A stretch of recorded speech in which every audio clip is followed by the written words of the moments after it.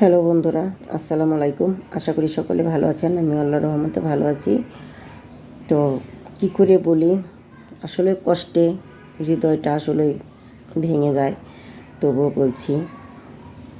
দেখেন, গতকাল যে ভূমিকম্পটা হলো, কত লোক ছিল আমাদের মাঝে থেকে হারিয়ে গেছে, তাদের আমরা আর ফিরে পাবো না। তবে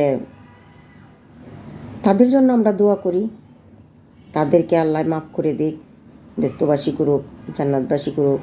যারাদের মৃত্যু হয়েছে আর যারা অসুস্থ আছে, হসপিটাল আছে, তারা তাড়াতাড়ি সুস্থ হয়ে যাক, এই কামনাই করি। সবাই সবার জন্য দোয়া করেন। কি বলবো, মানে আমি বলতে পারছি না। কালকের ভূমিকম্পটা এতটাই মারাত্মক হয়েছে, অনেক ক্ষয়ক্ষতি হয়েছে অনেকের। তো আল্লাহর রহমতে আমাদের কিছু হয়নি, কিন্তু ভয় পেয়েছি অনেক, অনেক ঝটকা খেয়েছি, অনেক ভয় পেয়েছি। সবাই দোয়া করবেন, আল্লাহ যেন সবাইকে ঈমান দান করে।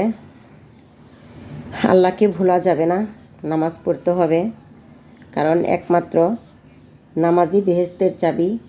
আর পৃথিবীতে যখন একবার এসেছি, চলে যেতেই হবে, যখনই হোক না কেন। কথাটা স্মরণ রেখে সবাই নামাজে দাঁড়াবেন।